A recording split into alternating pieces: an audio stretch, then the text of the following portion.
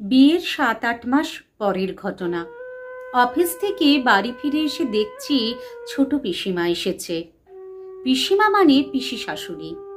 সেই প্রথম পিসিমাকে সামনে থেকে দেখা। বিয়েতে আসতে পারেননি, তখন শরীর খারাপ ছিল। আমি বাড়ি ঢুকতেই আমার শাশুড়ি মা বললেন, বৌমা, উনি হলেন তোমার ছোট পিসিমা। আমি প্রণাম করতেই উনি বললেন, অফিস থেকে ফিরলে বুঝি? হ্যাঁ পিসিমা। প্রতিদিন এই টাইমেই বাড়ি ফেরো? হ্যাঁ। আমি আরো কিছু বলতে যাব, আমার শাশুড়ি মা বললেন, সবে তো ফিরলে, একটু রেস্ট করে পরে গল্প করবে খন। আমি নিজের রুমে চলে যেতেই আমার শাশুড়ি মা পিসি শাশুড়ির সাথে গল্প করতে শুরু করলেন।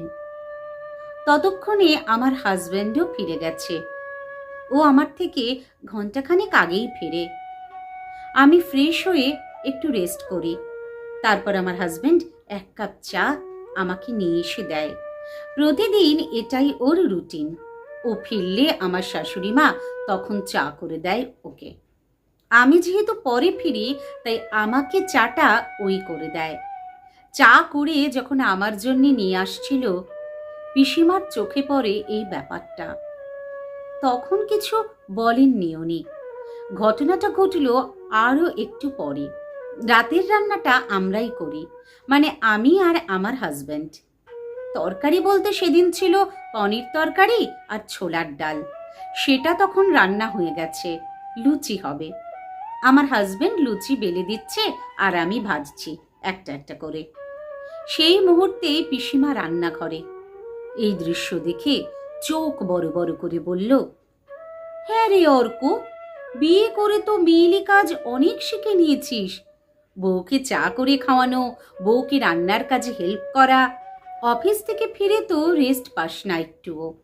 বউ বললে তো শুনতেই হবে, যতই হোক সরকারি চাকরি করা বউ তো। কথাটা শুনে খারাপ লাগলো।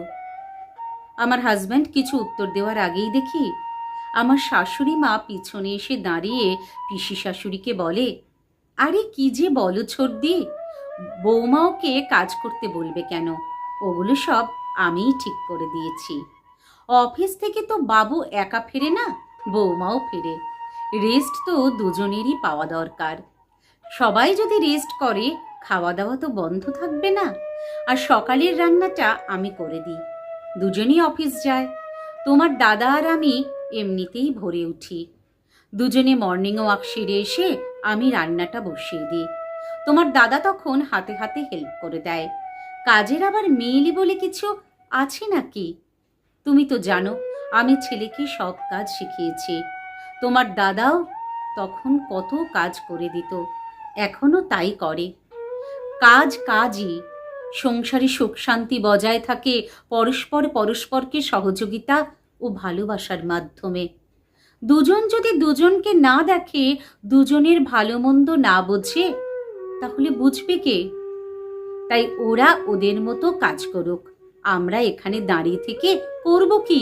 চলো বরং বাবুর বিয়ের ছবিগুলো তোমাকে দেখাই। কথাগুলো শুনে পিসিমার মুখটা কেমন ফ্যাকাশে হয়ে গিয়েছিল। রান্নাঘর থেকে বেরিয়ে যাবার সময় পিসিমার একটা কথা কানে এলো, বৌদি, এতটা লাই দিও না, আশকারা পেয়ে গেলে মাথায় চড়ে বসবে। নিজের ছেলেটার কথাটাও ভাবো। আমার শাশুড়ি তখন হাসতে হাসতে বেশ জোরে জোরেই বললেন, ওরা এখনকার ছেলে মেয়ে, ভালো মন্দ বিচার করার ক্ষমতা ওদের আছে। আমি আমার মতো করে চালাতে চাইলে ও চলবে না। সময় বদলেছে, তাই ওদের জীবনযাত্রার সঙ্গে আমাদেরই অ্যাডজাস্ট করতে হবে। আর তা না পারলে সমস্যা বাঁধবে। নিজেদের আধুনিক হতে হবে আরও। পুরনো রীতিনীতির সঙ্গে ওদেরকে মেলালে আর চলবে না। বুঝলে ছোটদি, বৌমা কখনোই নিজের মেয়ে হয় না, আর শাশুড়িও নিজের মা হয় না। নিজেদের মধ্যে বোঝাপড়া থাকলে একটা বন্ধুত্ব হয়ে যায়। আমার ছেলেটার ভালো থাকার কথা চিন্তা করতে গেলে বৌমাকেও ভালোবাসতে হবে বেশি। আমি তো বাবুর বিয়ের পরেই বাবুকে বলেই দিয়েছি, যে কাজটা নিজে করে নিতে পারবে সে কাজটা নিজেই করে নিও। বউ এসেছে মানে বউয়ের উপর হুকুম করে পায়ের উপর পা তুলে বসে খাবে, সেটা চলবে না।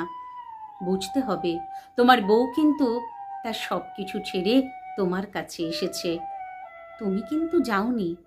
তাই তোমাকেই সহযোগিতা করতে হবে, তোমাকেই অ্যাডজাস্ট করতে হবে বেশি। আজ 5 বছর হলো এই বোঝাপড়ার মধ্যে দিয়েই সব কিছু চলছে ভালোভাবেই। না আছে ঝামেলা, না আছে অশান্তি। ব্যালেন্সটা শিখতে হয়, তার জন্য লাগে উন্নত মন আর উন্নত মনের মানুষ। সেই উন্নত মানসিকতার সংস্পর্শে থাকলে সংসার সুখের হবেই। কলমে সরজিৎ ঘোষ, কণ্ঠে ছিলাম আমি দেবলীনা চক্রবর্তী। ভালো লাগলে একটি লাইক, কমেন্ট, শেয়ার করে আমার সঙ্গে থাকবেন।